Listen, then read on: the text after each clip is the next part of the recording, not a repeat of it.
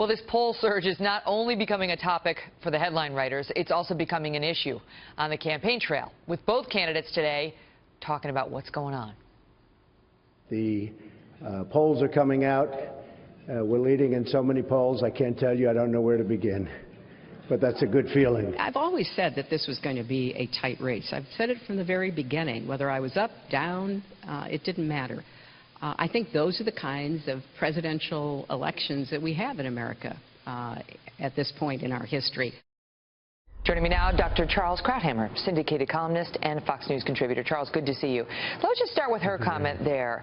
Up, down. The thing is, she sort of downplays the huge lead she had over him just 3 weeks ago. I mean, it is not an understatement to say that many neutral political pundits were saying he was done.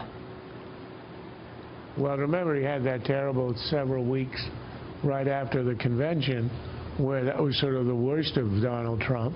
And then her campaign strategy, since she really doesn't have a positive message, you ask yourself, what's her message? What's she going to do?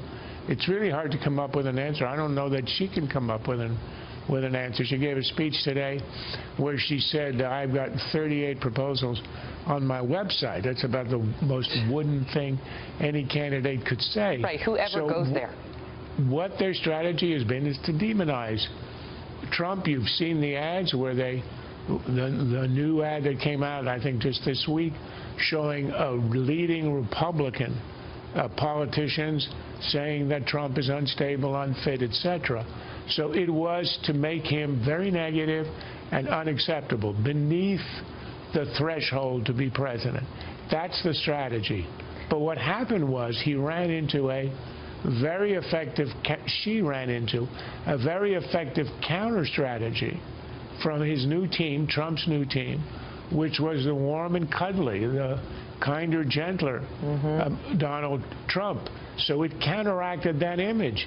There he was in a black church. There he was speaking about compassion for illegal immigrants with a muddy, kind of foggy message.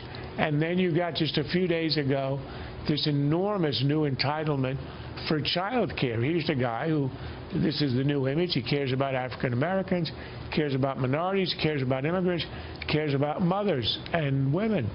So you run into that new Trump at the same time that she is escalating the rhetoric about the old, the bad, the bully Trump, talking about the basket of irredeemables, of deplorables who are irredeemable, anti-American, extreme, and the two images are clashing, and his strategy is working, hers is not. It's interesting because, I mean, Trump supporters have been with him from the beginning, but to those people who rejected him because they felt he was a bully or he was anti-Hispanic or anti-black or anti-women, what have you, do you think they're actually starting to be persuaded that what they saw for all those months was not real? Well, I'm as puzzled as you are by the phenomenon, and I can tell by the tone of your question. I wasn't sure it could be done, but he has shown a lot of discipline. He has not gone off script. Look, what was the worst of what happened in the bad time for him in the 3 weeks when he sank in the polls? It was his insensitivity to the Gold Star parent. That's right. The idea that this is a guy who has no empathy. The entire campaign of Trump for the last 3 weeks has been an empathy emphasis. Cares about this, he cares about that. The tone, he's not shouting. And all of that contributes to a makeover. Now, do I believe it? I don't know. Do other people believe it? It seems to be having some kind of effect. Maybe not that people are rallying to him, but those who are completely opposed to him perhaps are opening their minds, and given the fire she's been under on the honesty issue, on the transparency issue, they may be looking at the race through a different lens. Well, let me ask you this, as a psychiatrist. I've been told that a child with two bad parents will try to idealize the least bad one. They need to have one, right? So do you think this is a situation where, the mom figure is really not being, let's say, straight with us about how long she has? And I don't mean to say she's dying, but I just mean her health has clearly been one of the many issues on which she hasn't been totally forthcoming. And so it's like, okay, I have to choose one of these people, and as she starts to look worse, he necessarily starts to look better. I would agree with that, but without the psychiatric context and overlay. It is, I am a psychiatrist. I have a Juris Doctorate, not a medical doctorate. But I don't play one on TV. Look, I think it's rather simple. You got two choices.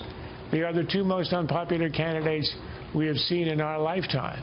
And it's mostly people are voting to prevent the other from getting in. She has looked really bad with all the new email stuff, with all the transparency issues. I don't think health has anything to do with this at all. And then he's been this new image, and perhaps that is, look, I think the one thing that is true, in an age of social media, the life expectancy of a memory, of a soundbite, of an image is very small. Sound bites are smaller, images are small, and there is no past, no memory. So I think it turns out that perhaps it is possible to create a new persona with only 2 months to go. That's the question that this campaign hinges on. It's incredible if you think about it. It's good news for Anthony Weiner. You know, I mean, if that's really possible, if the memory can be... Anyway, I got to go.